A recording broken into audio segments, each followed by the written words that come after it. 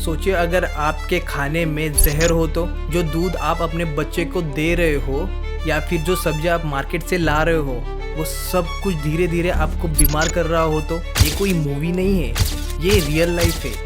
ये है food adulteration का सच, जो कि आपके हेल्थ के साथ खेला जा रहा है और ये सब कुछ हो रहा है आपको बिना बताए आपके प्लेट के अंदर। सोचो ज़रा, आप सुबह दूध पीते हो, लंच में पनीर कोफ्ता खाते हो और डिनर में मसालेदार खाना खा के स्प्राइट पी के सो जाते हो। पर क्या ये सब जेन्युइन है? भारत में स्ट्रीट फूड से लेके हमारे किचन तक सब जगह मिलावटी फूड फैल चुका है, जिसमें आपको मिलेगा स्टार्च, डिटर्जेंट, सिंथेटिक केमिकल और कैंसर कॉजिंग एजेंट्स भी। आज हम जानेंगे कि फूड अडल्ट्रेशन क्या होता है। मैं आपका स्वागत करता हूँ टाइमलेस इनसाइट में। Let's begin the video. Heart attack के चांसेस बढ़ सकते हैं, लेकिन आज के इस नए भारत में अगर कोई अपने खाने में स्वाद डालना चाहे तो वो भी आपकी सेहत के लिए हानिकारक। कोई गोलगप्पा वाला नहीं होगा जिसके पास हर टाइम भीड़ ना लगी रहे। इनका पनीर टेस्ट में फेल हो गया। फेक पनीर, नकली पनीर, फेक ये पर ये नकली पनीर। देश की फूड एडल्ट्रेशन का मतलब होता है खाने के सामान में मिलावट करना। उसमें ऐसी चीज़ें मिलाई जाती है जो कि वहाँ नहीं होनी चाहिए, जैसे कि दूध में स्टार्च। ऐसे मिलावट से फूड अपनी असली स्टैंडर्ड ही खो देता है और न्यूट्रिशनल वैल्यू भी खो देता है। जो खाना हम अपने अच्छे सेहत के लिए खाते हैं वो एक्चुअल में हमें नुकसान दे रहा होता है। भारत में तो ये प्रॉब्लम और भी ज़्यादा बढ़ते जा रही है। चावल, सोया, गेहूं जैसे रोज के अनाज हो या फिर चीज़, दूध, बटर जैसे डेयरी प्रोडक्ट्स हो, एक तरफ कोल्ड ड्रिंक हो या फिर मसाले हो, सारे चीज़ों में लगभग मिलावट होती ही जा रही है। थोड़ा शॉकिंग है ना? ये सब मिलावट होती है प्रॉफिट बढ़ाने के लिए। जहाँ पर ये प्रॉफिट से पैसे आ रहे हैं उसे और बढ़ाने के लिए सस्ता माल मिक्स करके क्वांटिटी बढ़ाओ और आगे बेचते जाओ। जहाँ पर डिमांड ज़्यादा हो और सप्लाई कम हो तब यही लोग मिलावट का शॉर्टकट तरीका अपनाने लगते हैं। फूड सेफ्टी के रूल्स तो सिर्फ नाम के ही रह चुके हैं। इनके लिए कानून में कोई बड़ी सज़ा है नहीं और पकड़े भी गए तो थोड़े बहुत पैसे देके काम खत्म। आजकल जो आप पनीर खाते हो वो असली भी हो सकता है और नकली भी हो सकता है। जी हाँ, सही सुना है आपने। नोएडा में 702 फूड सैंपल्स किए गए, जिसमें से सबसे ज़्यादा पनीर ही फेल हुआ है। 83% सैंपल्स क्वालिटी स्टैंडर्ड पे खरे उतरे ही नहीं हैं और 40% तो अनसेफ डिक्लेयर किए गए। न्यूज़ रिपोर्ट ने बताया कि कुछ सैंपल्स में स्टार्च, डिटर्जेंट, सिंथेटिक मिल्क और यूरिया मिला है, जो आपके लीवर, किडनी और डाइजेशन पे बुरा असर करता है। गौरी खान के रेस्टोरेंट में भी कंट्रोवर्सी हुई थी जब एक इन्फ्लुएंसर ने पनीर में आयोडीन टेस्ट करके स्टार्च दिखाया। हैदराबाद, पटियाला और झारखंड जैसे सिटीज़ में तो 1000 केजी से भी ज़्यादा फेक पनीर सीज हो चुका है। आजकल हम अपना स्वाद बढ़ाने के लिए मसाले यूज़ कर रहे हैं। ऐसे बहुत सारे इंडियन ब्रांड्स हैं जो हमारे हेल्थ के लिए थ्रेट बन चुके हैं। 2024 में सिंगापुर और हांगकांग ने कुछ इंडियन मसाले बैन कर दिए क्योंकि इनमें मिला था इथिलीन ऑक्साइड। इथिलीन ऑक्साइड एक गैस है जो स्पाइस को स्टेरलाइज करने के लिए यूज़ होता है। इसका काम है मैसेलिन में बैक्टीरिया जैसे सैल्मोनेला को ख़त्म करना।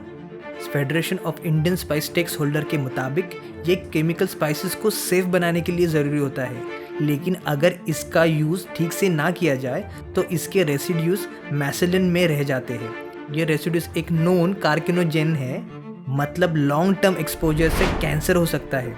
शॉर्ट टर्म इफेक्ट्स में आँखों और नाक में जलन, सांस लेने में तकलीफ और नर्व सिस्टम पर असर हो सकता है। FSSAI ने अब जांच शुरू की है, लेकिन काफ़ी late. Federation of Indian spice stakes holder ने वार्निंग दी है कि अगर ये प्रॉब्लम सॉल्व नहीं हुई तो स्पाइस एक्सपोर्ट 40% तक गिर सकता है।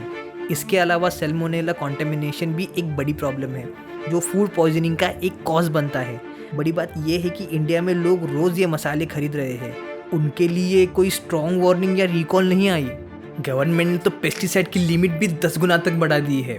जब तक एक स्ट्रॉन्ग रेगुलेशन और अकाउंटेबिलिटी नहीं आती तब तक हम अडल्ट्रेट फूड के रिस्क में हैं। एक वायरल वीडियो ने तो सबको हिला के ही रख दिया है, जिसमें आप देख सकते हो कि कोका कोला जैसे दिखने वाले ड्रिंक को बनाते हुए कुछ लोग दिख रहे हैं, बिना किसी फैक्ट्री के, बिना किसी हाइजीन के, सिर्फ कोला सिर्फ फूड कलर और पानी मिला के बनाई गई ये फेक कोक असली बोतल में भर दी गई है। तो सोचो आप पे इसका क्या इफेक्ट हो सकता है। इन सब का इम्पैक्ट ज़्यादातर बच्चों पर, बुजुर्गों पर और प्रेग्नेंट औरतों पर होता है, और उन पर भी होता है जो एक्सपेंसिव ऑर्गेनिक फूड अफोर्ड ही नहीं कर पाते। और इन सब का रिजल्ट क्या? लीवर और किडनी डैमेज, पेट की बीमारियाँ और कैंसर जैसे जानलेवा बीमारियाँ। ये सिर्फ फूड की बात नहीं है, ये ट्रस्ट की बात है जो कि धीरे धीरे अब वैनिश होते जा रहा है। आपको लगेगा डाबर और पतंजलि जैसे बड़े ब्रांड्स का शहद तो सेफ होगा, गलत।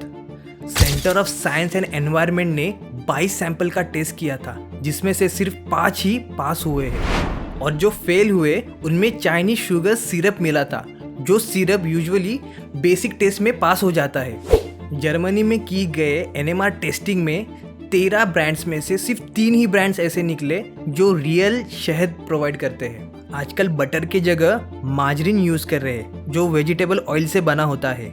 हल्दी में लीड क्रोमैट केमिकल, मिर्च पाउडर में ब्रिक पाउडर और सिंथेटिक डाई, दूध में यूरिया और स्टार्च, दाल में पत्थर, सब्जियों में पेस्टिसाइड्स, चाय में रंग, फलों में कैल्शियम कार्बाइड जिसका आपके लीवर हार्ट पर असर होता है। इसमें कई ऐसी चीज़ें हैं जिससे कैंसर का भी खतरा होता है। जो चीज़ें आपके घर के किचन में आ रही है वही आपका दुश्मन बन चुकी है। ये सिर्फ खाने में मिलावट नहीं, ये तो सीधा बीमारियों को न्योता है। लेकिन अब सबसे बड़ा सवाल ये है कि इस मिलावट खाने को पकड़ा कैसे जाए, कैसे पहचाने कि जो हम खाना खा रहे हैं वो असली है या मिलावटी। तो हम शुरू करते हैं बेसिक तरीके से। पहले तो आप कलर चेक कर सकते हो। हल्दी या मसाले, उनमें अगर आपको अननेचुरली ब्राइटनेस दिख रहा हो तो उसमें आर्टिफिशियल कलर होने के चांसेस ज़्यादा होंगे।